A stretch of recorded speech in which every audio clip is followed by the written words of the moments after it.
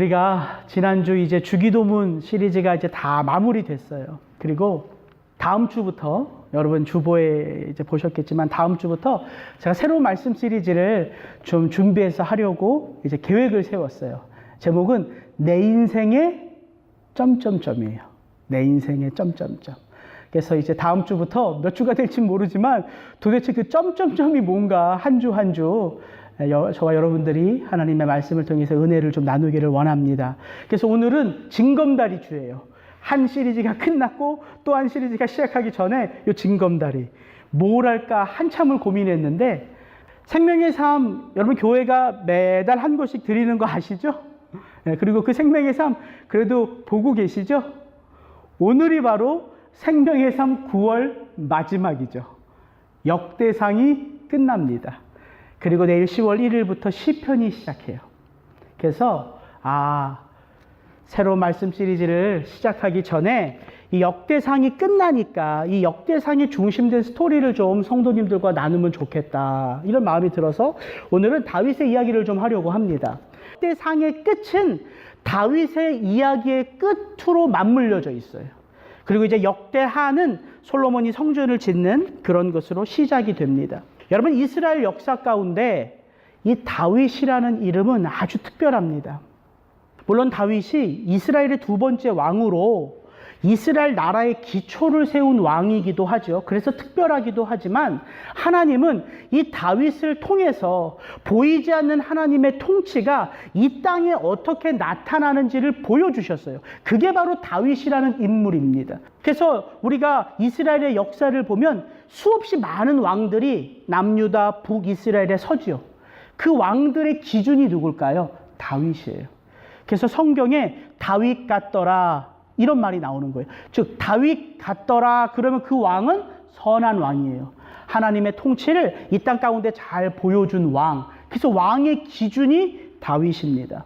우리 신앙생활을 오래 하신 분들이라면 다윗 하면 떠오르는 말씀 구절이 있죠. 결코 우리가 죽을 때까지 잊을 수 없는 말씀.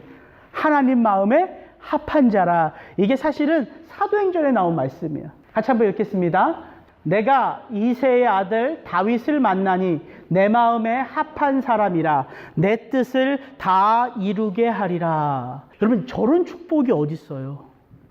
성경에 저런 축복을 받은 자가 누가 있어요? 다윗은 나와 마음과 마음이 통하는 자로 그를 통해서 내가 모든 것을 다 이루겠다. 이게 다윗이에요. 그래서 우리가 다윗 그러면 잘 몰라도 하나님 마음에 합한 자 설교를 듣거나 성경 공부를 하면 듣는 내용이에요. 진짜 하나님은요. 하나님의 모든 뜻을 세워 그 뜻을 성취한 예수 그리스도를 이 땅에 다윗의 후손으로 보내셨어요. 그래서 복음서가 시작되는 마태복음 1장 1절은 이렇게 시작합니다. 아브라함과 다윗의 자손 예수 그리스도의 세계라. 그 수천 년이 되는 이스라엘의 역사 가운데 예수 그리스도의 조상을 단 두 사람만 언급해요. 아브라함, 다윗. 그러면 이런 인물이 다윗입니다. 우리가 다윗 하면 다윗과 얽혀진 주옥 같은 이야기들을 우리가 부분 되게 많이 알아요. 여러분 다윗은 어떤 이야기들을 좋아하세요? 다윗과 골리앗 이야기. 제가 성경을 펴면서 가장 드라마틱하게 재밌게 읽었던 그 본문이 바로 사무엘상에 나오는 다윗과 골리앗 전투의 이야기였어요. 다윗과 밧세바의 이야기. 그 성군 다윗이 간음을 한 이야기. 다윗과 요나단의 이야기. 다윗과 사울의 이야기. 이렇게 성경에는 다윗과 얽혀져 있는 사람들의 이야기를 통해서 우리에게 많은 믿음의 도전을 준다는 사실이에요. 그러나 우리가 8월 21일부터 오늘까지 묵상한 이 역대상은 다윗의 이야기를 조금 다르게 펼쳐가고 있어요. 그러니까 다윗이 어떤 사람을 만나서 어떤 것을 배워서 점점점 다윗같이 변하더라 이런 스토리를 말하지 않고 다윗의 인생 가운데 경험한 아주 중요한 세 개의 사건을 언급해요. 그게 뭐냐면 이거예요. 언약궤를 옮겨오는 이야기. 그리고 성전을 건축할 마음을 나단 선지자에게 고백했던 사건. 그리고 다윗이 교만해져서 그의 말년에 인구조사를 했던 요 세 가지 사건을 언급해요. 그리고 참 재밌는 게 요 세 가지 사건 이후에는 이 세 가지 사건에는 어떤 의미가 있는지를 역대상은 설명을 하고 있어요. 그래서 제가 다윗의 이야기를 한 달 반 동안 묵상하면서 깨달았어요. 다윗의 마지막 오늘 본문을 읽으면서 이 세 가지 사건이 우리에게 믿음이 뭔가, 성도가 신앙생활을 하는 것은 뭔가를 설명해 주기도 하지만 가만히 생각해 보니까 이 세 가지 사건은 한 가지 주제로 묶여져 있어요. 그게 뭐예요? 성전이에요. 성전이라고 하는 주제에 이 세 가지 이야기가 묶여져 있다고요. 어떻게 성전을 세울 수가 있어요? 그 성전 중심에 뭐가 있어야 돼요? 언약궤가 있어야 돼요. 그래서 언약궤 이야기가 처음으로 나오는 거예요. 성전을 세우기 위해서는 누가 성전을 지어야 되는지가 밝혀지죠. 다윗이 성전을 건축하고자 하는 마음을 하나님께 고백했더니 하나님이 가르쳐 주셨어요. 이 성전을 누가 지어야 되는지. 바로 다윗의 아들 솔로몬이에요. 다윗의 인생의 말년에 다윗이 교만해지죠. 그래서 인구조사를 해요. 그리고 하나님의 진노가 임하는데 그 진노 가운데 다윗이 받은 게 뭐예요? 성전을 어디에 지어야 되는지 성전터를 받아요. 이 세 가지 사건이 다 무엇과 연결돼요? 성전. 오늘 우리가 함께 읽은 역대상 29장은 다윗의 인생의 마무리가 되는 장면이에요. 다윗이 그 파란만장한 인생을 살아가면서 어떻게 그 삶을 마무리했는가. 역대상 29장을 쭉 읽어보면 두 가지의 모습이 나와요. 그게 뭐냐면 다윗이 이스라엘 백성들이 하나님 앞에 모든 것들을 바침으로 인하여 다윗의 마음에 기쁨이 가득해요. 그래서 역대상 29장 10절부터 20절까지는 바로 다윗의 기도예요, 기도. 그리고 이 성전을 지을 솔로몬을 왕으로 세우는 번제를 드려요. 그래서 정리하면 다윗의 인생의 마무리는 기도하고 예배하는 것으로 끝나요. 여러분, 인생을 살아가는 우리들의 삶 속에 내 인생의 끝이 하나님 앞에 참 아름답게 마무리되면 좋겠다, 이런 생각 안 하는 분들이 있습니까? 없죠. 내가 참 부족한 삶을 살아왔어도 내 인생의 끝은 하나님이 보시기에, 내 주변의 사람들이 보기에, 우리 가족들이 보기에 아름다운 삶으로 마무리되면 참 좋겠다. 우리 이렇게 소망하며 소원하며 우리 인생을 펼쳐가잖아요. 다윗의 인생의 끝이 너무 아름답게 마무리되었어요. 온 백성을 축복하는 기도로 하나님 앞에 이제 성전을 세워 봉헌할 솔로몬을 이스라엘의 왕으로 기름 붓는 예배를 통하여 다윗의 삶은 끝이 난다고요. 다윗은 이렇게 파란만장한 인생을 살았습니다. 그런 다윗도 끝이 와요. 그게 역대상 28장 29장이에요. 파란만장한 인생을 살았던 다윗의 삶도 끝이 온다. 여러분, 끝이 온다는 말은요, 시작이 있다는 거죠. 그래서 인생이 시작되면 그 인생은 반드시 끝이 있는 거예요. 우리가 이 땅에 하나님의 보냄을 받아 왔기에 우리 인생의 끝도 하나님의 부름을 받아 끝나는 거예요. 그게 인생의 처음과 마지막이에요. 이 땅에 보냄을 받아 온 성도 한 사람 한 사람은 하나님의 부름을 받아 하나님 앞에 서게 돼요. 인생이 어떻게 생각해 보면 너무나 복잡하고 마치 실타래가 얽힌 것처럼 우리의 인생이 도저히 내가 어디서부터 손대야 될지를 모르는 게 인생 같아요. 근데 믿음의 눈으로 인생을 바라보면 인생처럼 쉬운 게 없어요. 보냄을 받아서 왔고 부름을 받아 가는 게 인생이에요. 하나님의 보냄을 받아 왔기 때문에 하나님의 부름을 받으면 그걸 거절할 사람이 없는 거예요. 그래서 말하죠. 한 번 죽는 것은 사람에게 정하신 것이요 그 후에는 심판이 있으리니, 그 심판이 뭐예요? 죄의 심판을 말하는 게 아니에요. 여기서 심판은 하나님의 보냄을 받아 이 땅에 온 사람에게는 죄의 심판이 있는 것이 아니라 의의 심판이 있어요. 왜? 우리가 이 땅에서 예수를 믿음으로 우리가 멸망해서 구원받았기 때문에. 그래서 저 심판은 뭐냐면 이 땅에서 하나님의 뜻을 어떻게 이루면서 하나님 앞에 왔는지를 심판하는 거예요. 어떻게 살아왔는지. 그래서 우리가 이 땅에서 성도로 하나님의 뜻을 이루어가면서 살고 하나님의 부름을 받으면 하나님 앞에서 내가 이 땅에서 하나님의 뜻을 어떻게 이루며 살았는지를 함께 결산하는 거죠. 그게 인생입니다. 그래서 저는 지난 한 달 반 동안 이 역대상을 통하여 다윗의 삶을 쭉 바라보면서 이 다윗의 마지막 장면, 하나님 앞에 가는 그 마지막 장면이 굉장히 임프레시브하게 제 마음에 다가왔어요. 어떻게 하면 인생의 마무리가 아름다울까? 그 이야기를 오늘 성도님들과 좀 나누기를 원합니다. 그런데 이게 제가 지난 한 달 반 동안 묵상한 거를 압축해서 설교를 하려다 보니까 부분 어려워요. 물론 여러분들이 생명의 삶을 묵상하셨겠지만 부분 쉽지 않은 내용들이 있어요. 그래서 제가 말씀드립니다. 제가 오늘 설교하는 이 모든 내용은요, 저희 교회 웹페이지에 말씀 묵상란에 다 올라와 있어요. 그래서 오늘 설교를 듣고 역대상이 이런 내용이구나를 궁금해하시는 분들이 있다면 성경을 읽음과 동시에 우리 교회 웹페이지에 들어가셔서 한번 읽어보세요. 그 한 장 한 장 속에 어떤 내용이 담겨져 있는지를. 그럼 훨씬 더 도움이 될 거예요. 다윗이요, 온 이스라엘의 왕이 되고 예루살렘을 도읍으로 정한 다음에 했던 첫 번째가 뭐냐면 언약궤를 옮겨오는 거예요. 당시 다윗 시대의 이 언약궤는요, 언약궤는 하나님의 임재를 상징하잖아요. 근데 이 언약궤가 방치되어 있었어요. 이스라엘 백성들은 다 알아요. 이 나라가 신정 국가인 거를. 하나님이 왕이시고 하나님이 통치하시는 나라인 것을 모두가 알고 인정해요. 그런데 하나님이 어디에 계신지, 하나님이 어떤 대우를 받고 계신지는 아무도 관심이 없었어요. 이유가 있었어요. 사울이 왕이 되었지만 싸우기 바빴어요. 다윗과도 싸워야 했고 블레셋과도 싸워야 됐어요. 싸워야 되기 바빴고 자기 자리를 지키는데 바빴어요. 그러니까 당연히 관심이 없지요. 하나님이 어디 계신지, 하나님이 어떤 대우를 받으시는지 관심이 없다고요. 마치 여러분 우리의 삶과 똑같지 않습니까? 우리가요, 하나님의 이름 앞에 성도로 거듭났어요. 거룩한 하나님의 백성들이에요. 믿음을 갖고 살아가는 것 같아요. 그리고 지금도 이렇게 저와 여러분이 하나님의 거룩한 전에 모여서 예배해요.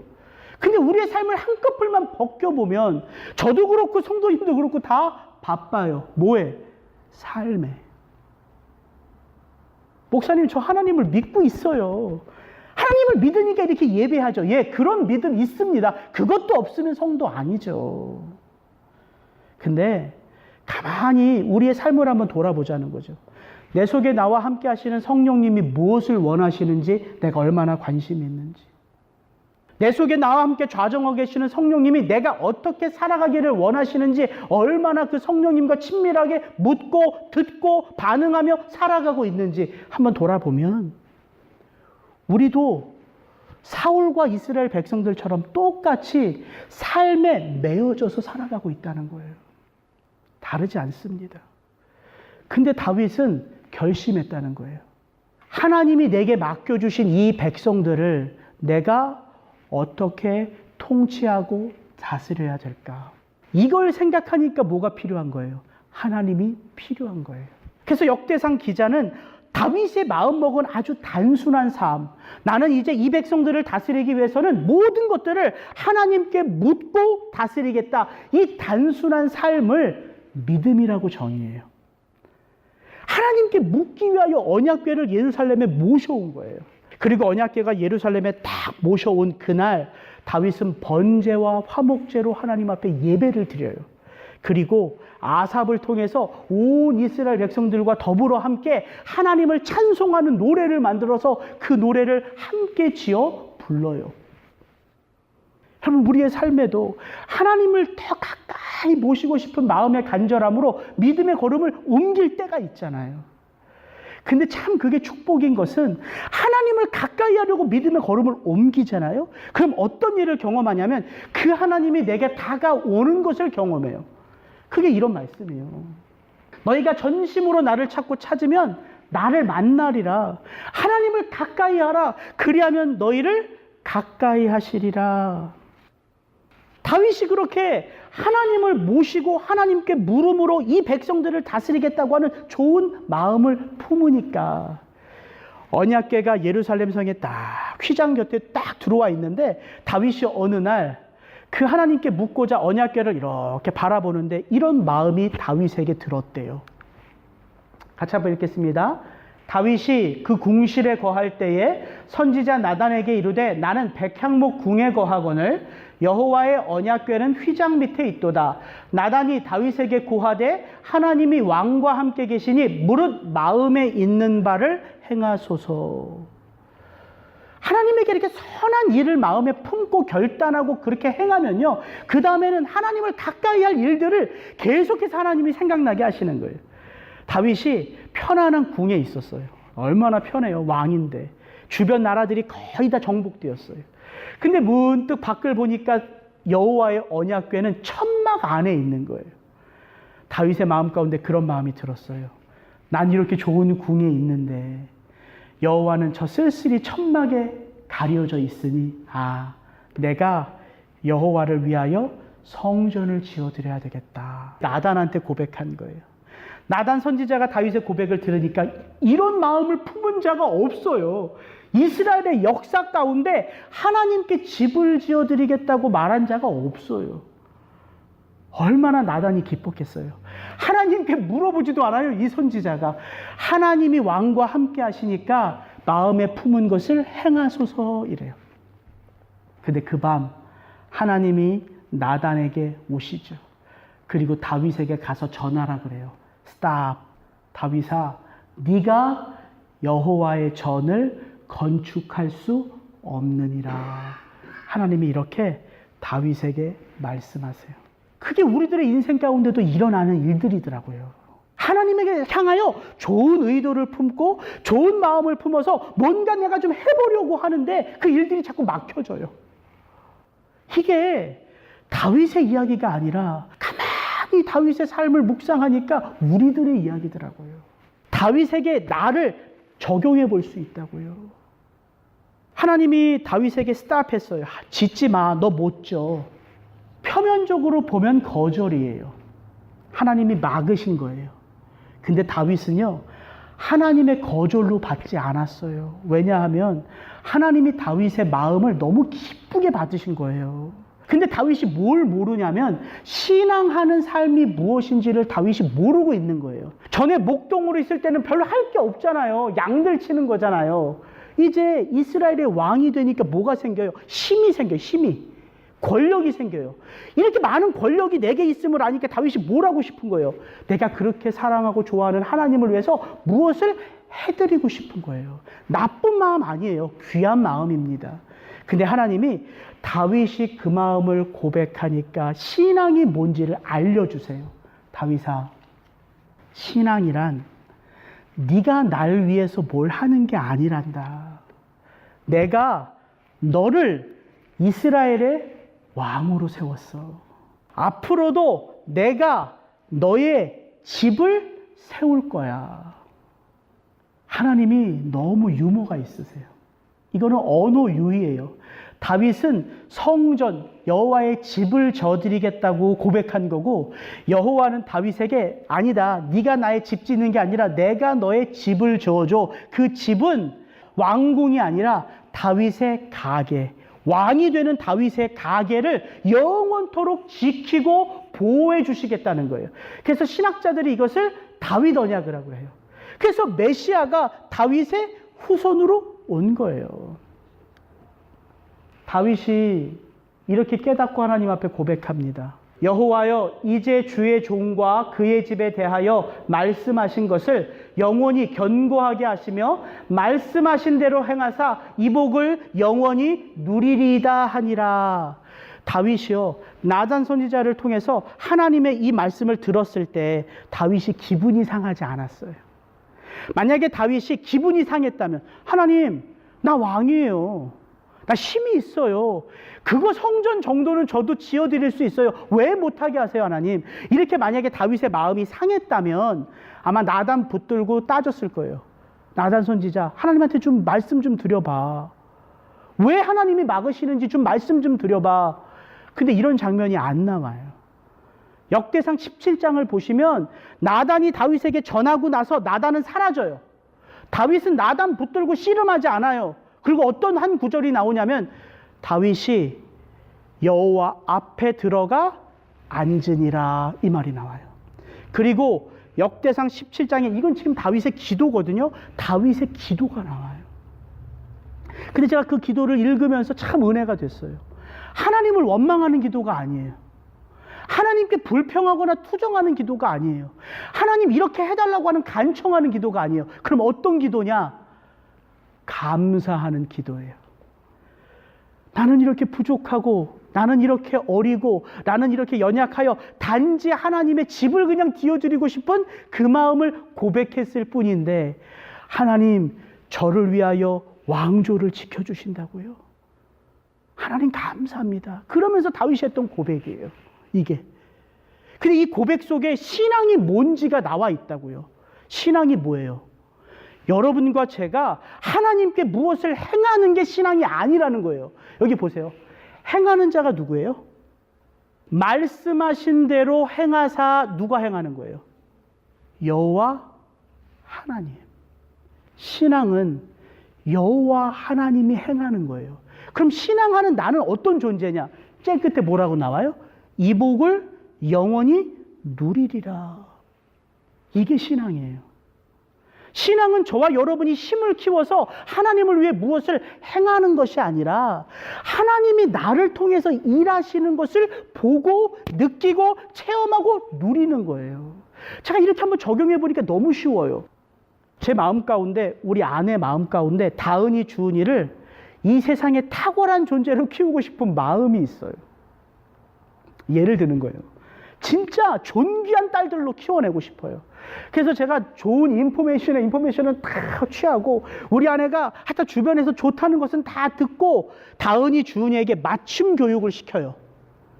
아침부터 8시부터 저녁 10시까지 이 아이가 가장 존귀한 자로 커가기 위해서 좋은 것들은 다 맞춤 교육을 시켜요.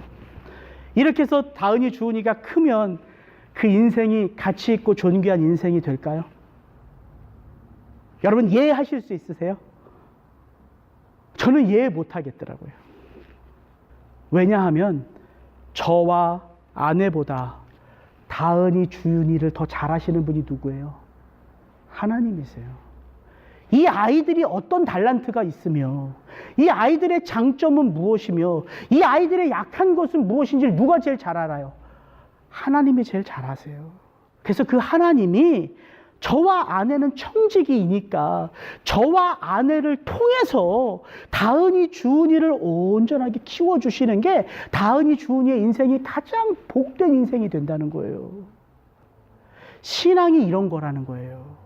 우리가 무엇을 하는데 초점이 있는 것이 아니라 하나님이 나를 통하고 우리를 통해서 하시는 것들을 온전히 바라보고 누리고 경험하는 것. 하나님이 그래서 다윗에게 신앙이 무엇인지를 가르쳐 주시는 거예요. 다윗아, 네가 나에게 좋은 마음을 품었는데 내가 알려주마. 네가 나를 위해서 무엇을 행하는 게 중요한 게 아니라 내가 너를 세워가는 게 이 나라가 커가는 거란다. 여러분 이게 신앙입니다. 다윗의 인생 가운데는 이렇게 좋은 일들이 있었어요. 그러나 다윗이 교만해져요. 그래서 다윗이 인구조사를 해요. 인구조사. 마지막 때에 노년에. 그 인구조사는 뭐냐면 이스라엘 전역에 싸움에 나갈 자들이 몇 명인지를 다윗이 9개월 동안 조사해서 155만 명이라는 인구를 파악해요. 그러니까 이만큼 내가 권력이 있고 힘이 있다. 이것을 이제 자랑하고 싶었나 봐요. 그럼 다윗도 인간이거든요. 근데 하나님이 거기서 진노하세요. 그리고 벌을 내리시죠. 그리고 나서 그 벌이 임함과 동시에 다윗이 깨달아요. 아, 내가 교만했구나. 이게 인간이거든요. 그리고 그가 교만했던 그 교만함을 이렇게 고백해요. 하나님께 아뢰되 명하여 백성을 계수하게 한 자가 내가 아니니까 범죄하고 악을 행한 자는 곧 내니이다. 이 양머리는 무엇을 행하였나이까? 청컨대 나의 하나님 여호와여, 주의 손으로 내 아비의 집을 치시고 주의 백성에게 재앙을 내리지 마옵소서. 하나님은요 그냥 3일 동안 이스라엘 전역에 7만 명을 죽이신 것밖에 안 했어요. 죽음의 사자를 보내서 7만 명을 죽이세요. 그리고 하나님은 다윗에게 말하지 않았어요. 근데 그 재앙이 임하니까 다윗이 하나님 앞에 엎드려요. 회개하죠. 이게 회개의 고백이에요. 뭐가 강조되어 있는 것 같아요? 다윗의 회개 가운데 강조되어 있는 게 뭐예요?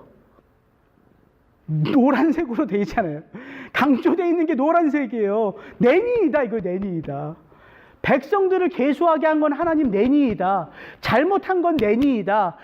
재앙을 받아야 할 것은 내니이다. 이게 강조되어 있어요. 이 백성들은 아무것도 모르는 약물일 뿐입니다. 이렇게 말해요. 제가 그래서 알았어요. 아, 회개란 참 기가 막히다. 하나님의 한 말씀도 안 하셨는데 엎드리니까 깨달아져요. 내가 하나님께 무슨 죄를 지었는지, 내가 백성들을 얼마나 마음대로 다루었는지가 엎드리니까 깨달아져요. 그럼 예배가 그런 거 아닙니까? 하나님 앞에 엎드리면 깨달아져요. 목동 다윗으로 다시 돌아왔어요. 다윗이. 그 교만했던 다윗이 목동 다윗, 아버지의 양떼 하나도 생명 바쳐 키웠던 다윗으로 돌아온 때가 바로 이때예요. 다윗이 이 고백을 하니까 하나님이 다윗에게 말해요. 오르난의 타작 마당에 번제를 쌓아라. 그래서 예배를 드려요. 그 예배 가운데 불이 임해요. 하나님의 자비와 긍휼과 용서가 임한 거예요. 그리고 나서 다윗이 깨달아요. 아, 이 오르난의 타작 마당이 성전 터구나. 세 가지가 다윗의 마음에 들어왔어요. 성전을 지을 언약궤, 성전을 지어야 될 솔로몬, 성전이 세워질 성전터, 이게 다윗의 마음에 들어온 거예요. 그리고 역대상 22장부터 27장까지 그 긴 장들은요, 기가 막힌 걸 묘사해요. 다윗이 이 성전을 짓기 위하여 온 힘을 다하여 재료들을 모아요. 나무, 금, 은, 동, 녹, 이런 것들을 모아요. 다윗이요, 이 성전을 누가 섬겨야 되는지를 정확하게 규례를 세워가요. 성전 안에서 누가 제사를 지어야 되는지, 레위인들, 제사장들만 반차를 서서 세우는 게 아니라 이 성전의 곡간은 누가 담당해야 되는지, 성전을 지키는 문지기는 누가 담당해야 되는지, 이 성전 전체의 외곽을 보호하는 자는 누구여야 되는지, 저는 그걸 보면서 야, 이거 완전 이상하다. 다윗의 눈에는, 다윗의 마음에는 지금 성전이 있는 것 같아요, 없는 것 같아요? 성전이 있어요. 지금은 성전을 짓지도 않았고 성전이 보이지도 않거든요.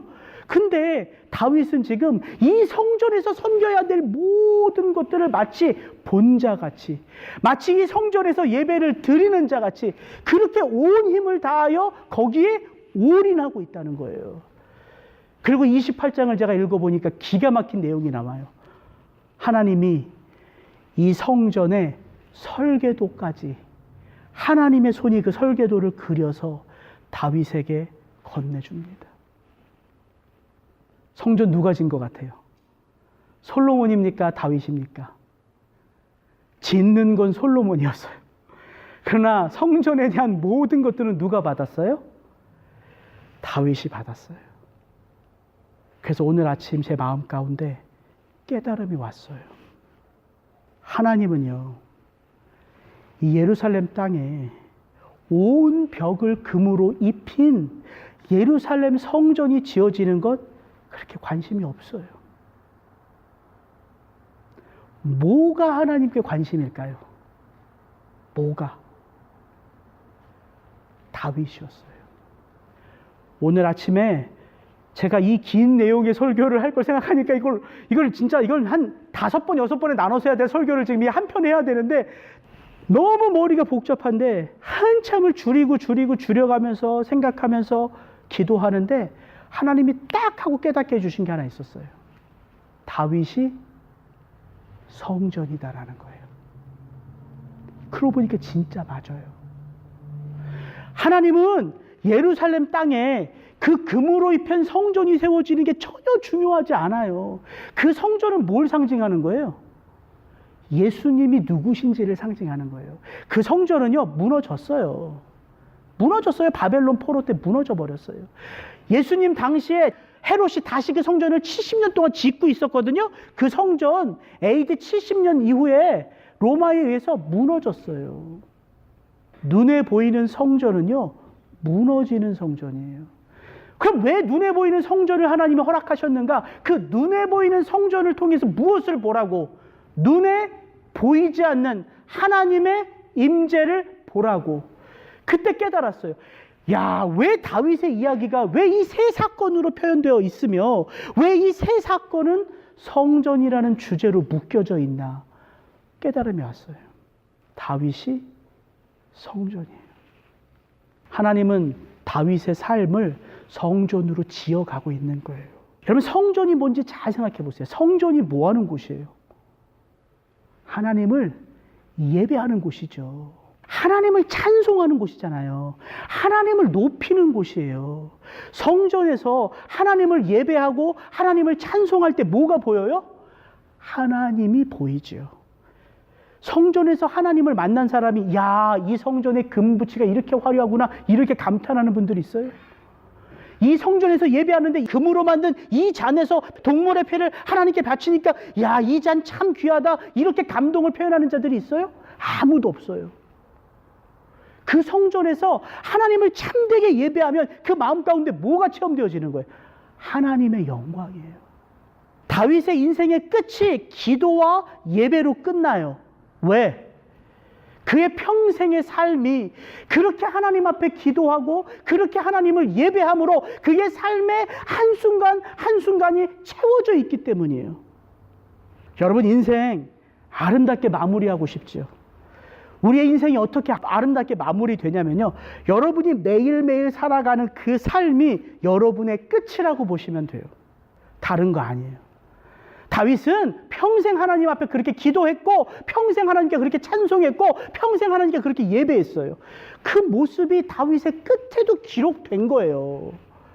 모든 사람이 다 인생의 끝을 아름답게 하려고 해요. 그러나 모든 사람이 오늘 이 순간이 마지막인 건 아무도 근심하며 생각하지 않아요. 여러분이 지금 하는 게 마지막에도 드러난다니까요. 지금 하나님을 찬송하기를 기뻐하시는 분은 마지막 하나님 앞에 서는 그 순간에도 하나님을 찬송하며 가는 거예요. 지금 하나님의 말씀을 알고 싶고 지금 하나님과 그 말씀 안에서 교제하며 예배하기를 원하는 그분들은요, 마지막에도 그 모습 그대로로 하나님 앞에 서는 거예요. 이게 우리 인생의 마지막이라고요. 어떻게 마지막이 아름다울 수가 있어요? 인생의 모든 건 다 더러움만 쌓이는데, 인생의 모든 것은 다 쓴뿌리만 있는데 어떻게 끝이 아름다울 수 있냐고요. 그런 삶은 없다는 거예요. 그래서 역대상을 마무리하면서 이 역대상 기자가 우리에게 주는 도전은, 다윗은 처음부터 마지막까지 하나님의 성전으로 지어져 가는 그 모습 그대로 하나님 앞에 갔다는 거예요. 다윗은 성전을 보지 않아도 돼요. 왜? 그가 성전이었기 때문에. 그래서 다윗이 예수 그리스도의 예표인 거예요. 눈에 보이는 성전은 무너져요. 그러나 우리 속에 거하시는 예수님은 무너지지 않아요. 그래서 저와 여러분들이 이 땅 가운데 성전으로 존재하는 거예요. 그걸 바울이 이렇게 표현하는 거예요. 너희가 하나님의 성전인 것과 하나님의 성령이 너희 안에 거하시는 것을 알지 못하느뇨. 하나님의 성전은 거룩하니 너희도 그러하니라. 죄송해요. 마치 성경 공부처럼 길게 정리했지만 끝은 심플합니다. 제가 진짜 말씀드리고 싶은 건 이거 하나예요. 여러분이 성전이라고. 마치 다윗의 인생처럼. 다윗은 하나님을 그 마음 심령에 모시고 살았기 때문에 다리가 되어주는 삶을 살았어요. 자기 자신을 위해서 기도하지 않았어요. 역대상 29장을 보세요. 다윗의 기도의 요 한 대목만 제가 읽어드릴게요. 노랗게 칠한 부분. 이것을 주의 백성의 심중에 영원히 두어 생각하게 하시고 그 마음을 예비하여 주께로 돌아오게 하옵시며 또 내 아들 솔로몬에게 정성된 마음을 주사 주의 계명과 법도와 율례를 지켜 이 모든 일을 행하게 하시고 내가 위하여 예비한 것으로 전을 건축하게 하옵소서. 다윗의 기도가 뭐였냐면, 하나님, 이 백성들이 자기들이 가지고 있는 이 모든 것을 하나님께 바치니까 제 마음이 너무 기쁩니다. 제가 하나님께 바치는 것보다 이 백성들이 하나님께 바치는 것을 보니까 제 마음이 너무 기쁩니다. 그리고 나서 다윗은 그 한 사건을 이 백성들과 자기 마음 가운데 영원히 기억되는 사건으로 하나님 앞에 기도하는 거예요. 이것을 백성들이 하나님께 바치는 이 사건들을 저들의 마음의 심중에 영원히 기억되게 하사. 여러분 마음에 그런 순간들이 있었으면 좋겠어요. 여러분의 인생 가운데에 전환점을 만드는 사건이 있잖아요. 전환점을 만드는 사건. 그것만 생각하면 하나님의 감동을 체험하는 그 사건 다 있잖아요. 없는 것처럼 그러세요. 그것을 지금 다윗이 기도하고 있는 거예요. 그 심중에 그것이 새겨져서 그들이 그것만 생각하면 그 마음이 오직 주께로 향하게 되기를. 그거예요 이게. 그리고 솔로몬을 위해서 기도하며 솔로몬을 하나님의 다음 후계자로 기름 부어 세우는 거예요. 그래서 다윗의 삶은 다리가 되는 인생이었어요. 다리가 되는 인생. 나를 밟고 하나님을 만나십시오. 그래서 아름다운 삶이에요. 그게 성전이거든요. 그래서 그 성전을 보면 누가 보여요? 하나님. 하나님이 보이는 거예요. 하나님의 영광이 보이는 거예요. 구약부터 신약까지 하나님이 하시는 말씀은 하나예요. 네가 성전이다. 나는 너를 통해서 드러난다. 그래서 네 인생 가운데 너에게 맡겨진 영혼들이 너를 통해서 너를 밟고 나를 만나러 온다는 거예요. 그게 다윗의 인생이에요. 이스라엘 백성들이 다윗 때문에 하나님을 찬송해요. 솔로몬이 다윗을 통하여 하나님께 영광을 돌려요. 저만 너무 좋아서 흥분했어요. 이 시간에 한번 이렇게만 한번 기도하고 예배를 마칠 텐데, 누가 뭐래도 여러분은 성도예요. 여러분이 성도이기 때문에 여러분은 성전이에요. 하나님이 머무시고 거하시는 성전. 그래서 여러분의 삶이 하나님이 드러나는 수단이고 방법이에요. 그래서 여러분이 어떻게 생각하고 여러분이 어떻게 사는 그 여러분의 삶을 통하여 하나님은 영광을 받으세요. 그 어떤 화려한 성전보다 하나님은 거기에 마음을 두세요. 이 시간 한번 기도할 때 하나님 앞에 이렇게 좀 떳떳하게 기도했으면 좋겠어요. 오늘 하나님, 그렇습니다. 내가 성전입니다. 나 부족하고 연약해도 하나님 이 속에 거하시기 때문에 내가 성전입니다. 성전된 삶으로 하나님 앞에 영광을 돌리겠습니다. 우리 짧지만 자기 목소리로 이렇게 한번 다짐하면서 같이 기도하겠습니다. 기도합니다.